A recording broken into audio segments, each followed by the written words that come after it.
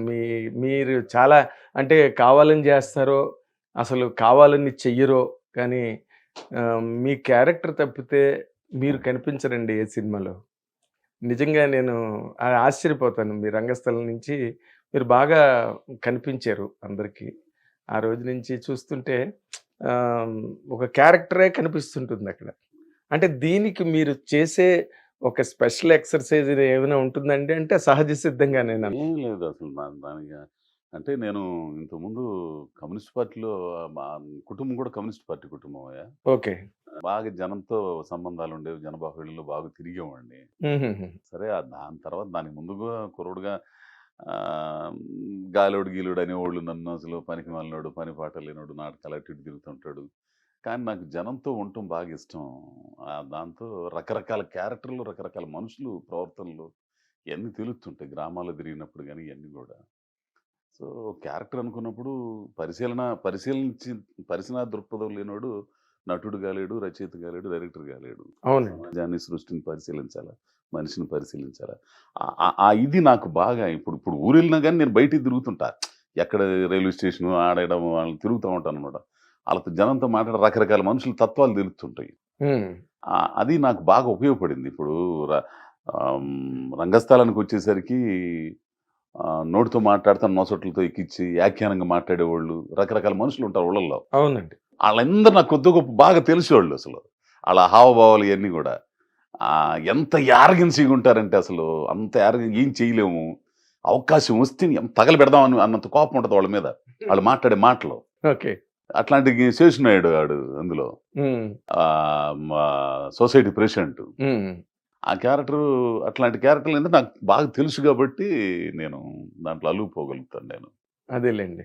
మీరు చెప్పిన మాట కరెక్ట్. నటుడికి, రచయితకి, దర్శకుడికి సామాజిక పరిశీలన చాలా ఉంటాయి. అవునయ్య. అందరి ప్రవర్తన ఎలా ఆ! ఉంటుంది, ఏంటి అని. అంటే మీరు రంగస్థలంలో బాగా రాణించారండి?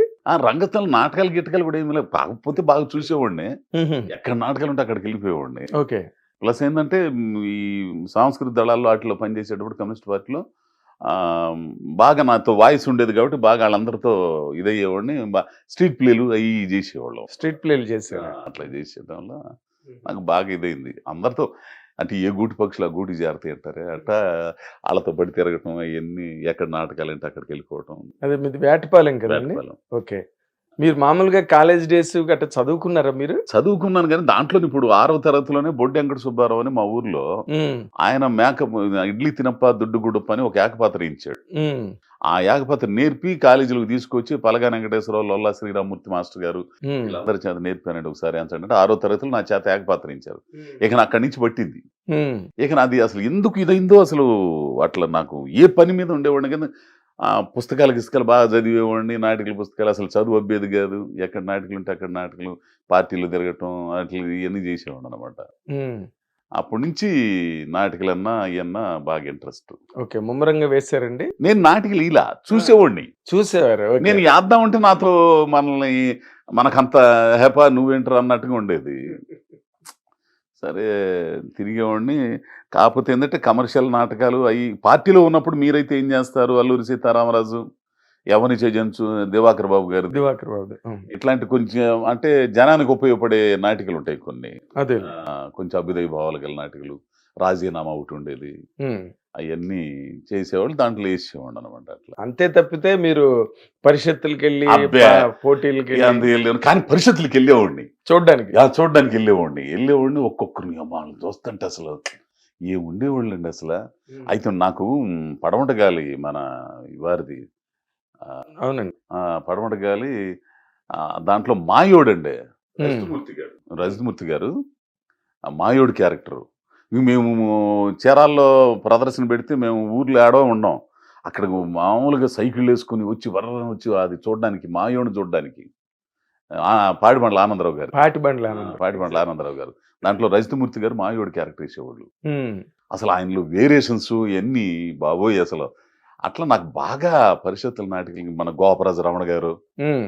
అసలు ఆయనైతే నేనంటే భలే ఇష్టం ఆయనకి. రమణ గారికి. ఆ చీరాల పరిసరాల్లో ఎక్కడన్నా జరుగుతుంటే చెప్పించేవాడు విజయ్ చేత. ఫోను చేసి "అనోవ్ నాన్న అడుగుతున్నాడు ఇక్కడికి వస్తున్నాం మేము" అని అనేవాడు.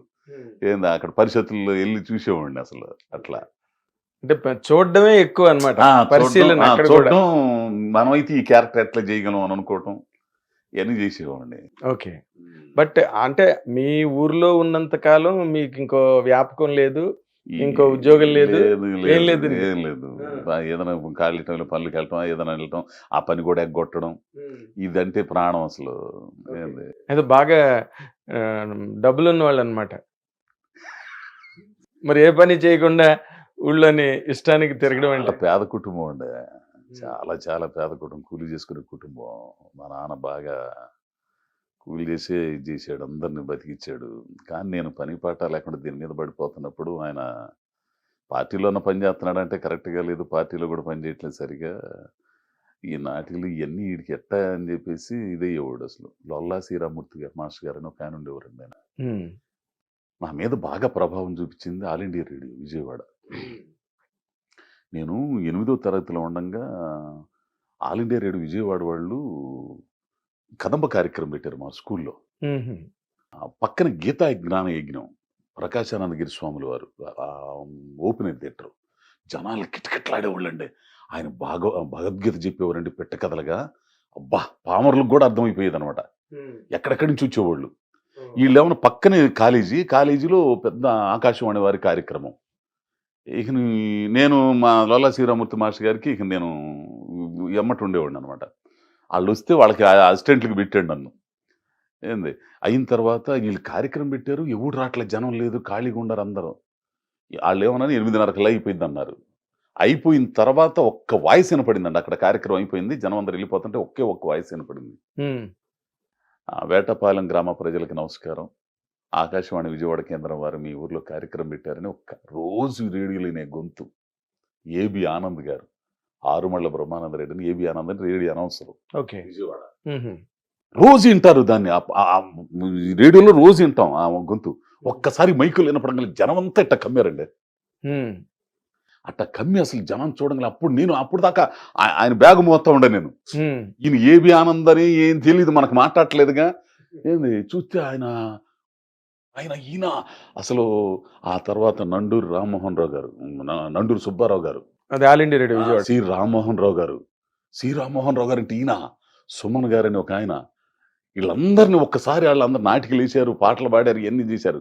ఆ దెబ్బతో నాకు బాగా బట్టయితే. ఉషశ్రీ గారు అయితే 2 సార్లు. ఉషశ్రీ గారు అయితే రామాయణం చెప్పడానికి శ్రీరామనవమికి ఏటపల్లిలో అక్కడ పెట్టించారు. ఇదేంద్రా బాబు ఇంత టాలెంట్ అసలు నాకు మతిపోయింది అసలు. అవును. ఉషశ్రీ గారు అంటే అప్పట్లో విపరీతమైన క్రేజ్. అంటే కళ్ళు మూసుకుంటే యుద్ధం జరిగేదండి అసలు. ఆయన భాగవతం భారతం ఇవన్నీ చెబుతుంటే రావణాసురుడు ఇవన్నీ చెబుతుంటే కళ్ళు మూసుకున్నామంటే మన కళ్ళ ముందు కదులుతుంటది అది. అవును.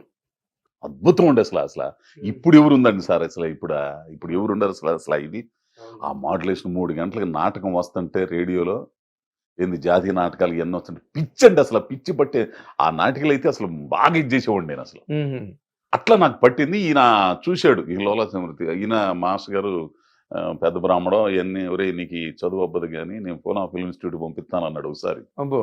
డబ్బులు తెచ్చుకోరా అన్నాడు.